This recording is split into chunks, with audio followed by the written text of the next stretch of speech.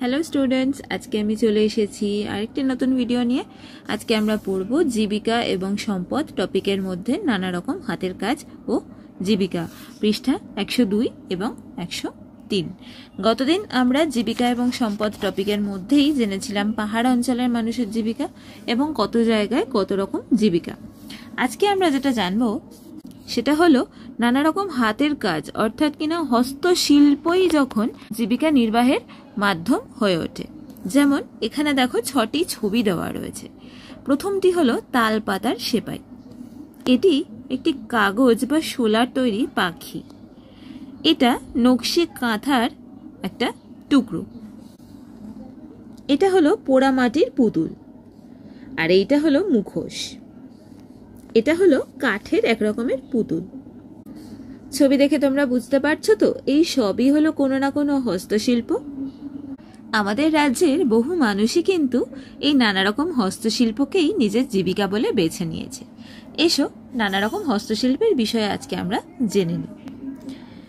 এক হলো পুতুল তৈরি।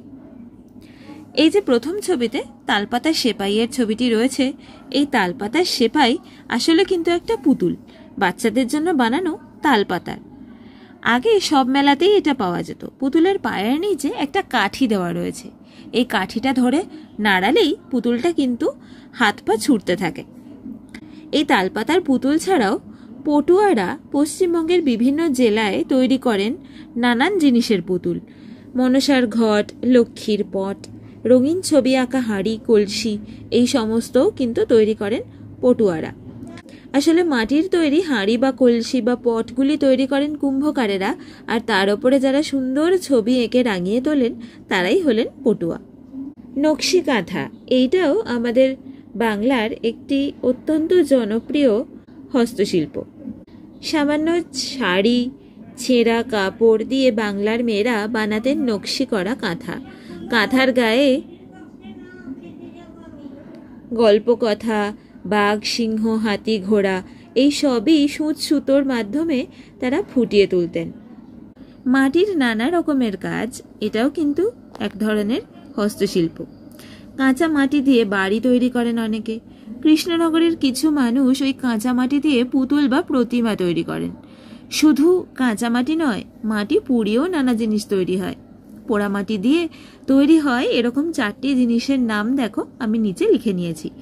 এক হলো পোড়ামাটির পুতুল, পোড়ামাটির ঠাকুরের মূর্তি, পোড়ামাটির চায়ের কাপ, পোড়ামাটির হাঁড়ি, পোড়ামাটির ইট ইত্যাদি।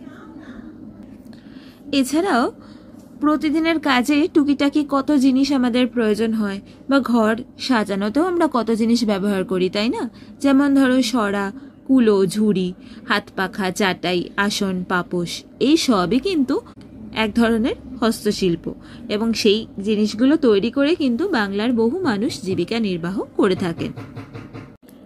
এবার এসো নিচের ছকটি পূরণ করে নেওয়া যাক। এখানে বলেছে জিনিসের নাম কি দিয়ে তৈরি, তোমার অঞ্চলে এর কোনগুলো তৈরি হয়। এখানে 9টা জিনিসের নাম রয়েছে, আমরা পরপর লিখে নিই। নৌকো কাঠ দিয়ে তৈরি হয়। তোমার অঞ্চলে কি তৈরি হয়? হয় না। যদি তোমাদের অঞ্চলে তৈরি হয় তাহলে হয় লিখবে। মাদুর বেত, খেজুর পাতা দিয়ে তৈরি, আমাদের অঞ্চলে মোটামুটি তৈরি হয়। চিরুনি কাঠ, প্লাস্টিক, পশুর হাড় দিয়ে হয়, আমাদের অঞ্চলে হয় না। হাত পাখা তাল পাতা, প্লাস্টিক দিয়ে তৈরি হয়, আমাদের অঞ্চলেও তৈরি হয়। ঝাড়ু নারকেল পাতার কাঠি বা খেজুর পাতা দিয়ে ঝাড়ু তৈরি হয়, আমাদের সব অঞ্চলেই তৈরি হয়। ঘুনি সরু বাঁশের শলা দিয়ে তৈরি হয়, আমাদের অঞ্চলে তৈরি হয়। যদি তোমার অঞ্চলে তৈরি হয় না তাহলে তুমি না লিখবে। দড়ি পাট, নাইলন, মোটামুটি সব অঞ্চলে তৈরি হয়। শাড়ি সুতো, তুলো বা রেশম দিয়ে তৈরি হয়, যদি তোমার অঞ্চলে হয় তাহলে হয় লিখবে। গরম জামা কাপড় উল বা পশম দিয়ে ঘরে মা ঠাকুমারা যখন তৈরি করেন, সব অঞ্চলেই তৈরি হয়, 1-2টো তৈরি সব ঘরেই করেন। আরেক ধরনের খুব বিখ্যাত হস্তশিল্প হলো বাঁশের কাজ। বাঁশির আওয়াজ শুনে পাড়ার সবাই বাঁশিটা নেড়েচেড়ে দেখে। জলপাইগুড়ির এক গ্রামীণ মেলা থেকে বাঁশি কিনেছিলেন মুকুলের বাবা। মেলায় নাকি শুধু বাঁশ আর বেতের তৈরি জিনিসের ছড়াছড়ি। বাঁশ আর বেতের তৈরি নানা রকম জিনিস আমরা দেখেছি। শুধু বাঁশই নয়, বাঁশি ছাড়াও বাঁশ আর বেত দিয়ে নানা রকম জিনিস তৈরি হয়, যেমন ফুলের সাজি, ছিপ, কুলো। বাঁশ আর বেতকে ব্যবহার করে আর কি কি জিনিস তৈরি হয় তার একটা ছক দেওয়া রয়েছে নিচে দেখো।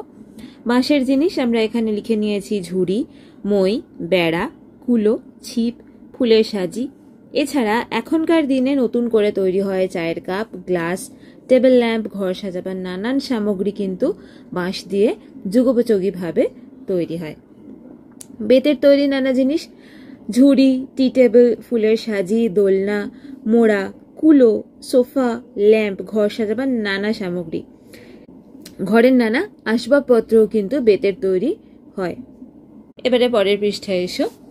আরেক ধরনের হস্তশিল্প সুবলদের কদম ফুল। কদম ফুল অর্থাৎ এটা হচ্ছে শোলার কাজ। শ্বেতা আর কস্তুরী দুজন নববর্ষের দোকানে সারি সারি কদম ফুল টাঙানো দেখলো। আমরাও নিশ্চয়ই দশকর্মার দোকানে কদম ফুল অনেক সময় দেখে থাকি। খোঁজ নিয়ে জানলো এগুলো শোলার তৈরি। শোলার ফুল আমরা কিন্তু যে কোনো সময় দশকর্মার দোকানে দেখে থাকি, পুজোয় অনেক কাজে লাগে। শোলা দিয়ে চাঁদমালা, টোপর ইত্যাদি তৈরি হয়। দেবদেবীর প্রতিমাও কিন্তু শোলা দিয়ে তৈরি হয়, যাকে আমরা ডাকের সাজ বলি। শোলার কাজ যারা করেন তাদের কোথাও কোথাও মালাকার বলা হয়। শোলার তৈরি এখানে 5টি জিনিসের নাম লিখতে বলেছে, দেখো আমরা লিখে নিয়েছি। চাঁদমালা, টোপর, থালাবাটি, খেলনা, অনুষ্ঠানে সাজানোর নানান জিনিস, এগুলোর জন্য কিন্তু শোলার কাজ অপরিহার্য। আরেক ধরনের হস্তশিল্প হচ্ছে মুখোশ বা মুখোশ তৈরি। যারা পুরুলিয়ায় থাকো বা যারা পুরুলিয়ায় ঘুরতে গিয়েছো, পুরুলিয়া, বাঁকুড়া, মেদিনীপুর জেলাতে বৈশাখ জ্যৈষ্ঠ মাসে গাজনের মেলা কিন্তু তারা সবাই দেখেছো। এই মেলায় ছৌ নাচ একটি অত্যন্ত বিখ্যাত নাচ। এখানে রামায়ণ মহাভারতের মতো গল্প দিয়ে তৈরি হয় ছৌ নাচের কাহিনী। ছৌ নাচের মুখোশগুলো তোমরা দেখেছো তো? এই মুখোশগুলো কিন্তু পরেই নাচতে হয়। এই মুখোশগুলো কারা বানায়? পুরুলিয়া জেলার জায়গায় জায়গায় ছড়িয়ে আছে ছৌ নাচের মুখোশ বানানোর শিল্পীরা। খুব সামান্য জিনিস দিয়ে এগুলো তৈরি হয়। আঠালো মাটি, কাগজের মণ্ড, পাতলা কাপড়, চকচকে করার জন্য গর্জন তেল, আঠা, ধুনো, পাট, নকল চুল, পাখির পালক, রাংতা, পুঁতি, সলমা, চুমকি, রং ইত্যাদি ব্যবহার করেই কিন্তু ছৌ নাচের এই মুখোশগুলি তৈরি হয়। চৈত্র সংক্রান্তিতে শিবের গাজন উৎসবে এই ছৌ নাচ কিন্তু একটা বিখ্যাত পালা। তাই এই সমস্ত অঞ্চলে ছৌ নাচের মুখোশ বানানো কিন্তু অনেক মানুষের জীবিকা। আশা করি আজকের ভিডিওটি তোমাদের ভালো লেগেছে। কেমন লাগলো আমাকে কিন্তু কমেন্ট করে জানিও। আর যদি ভালো লেগে থাকে তাহলে কিন্তু চ্যানেলটিকে সাবস্ক্রাইব করে দিতে ভুলো না। আর আগামী ভিডিওর নোটিফিকেশন পাওয়ার জন্য বেল আইকনটা কিন্তু টিপে দিতে হবে। আগামী ভিডিও নিয়ে খুব তাড়াতাড়ি চলে আসবো। ততদিন সবাই ভালো থেকো।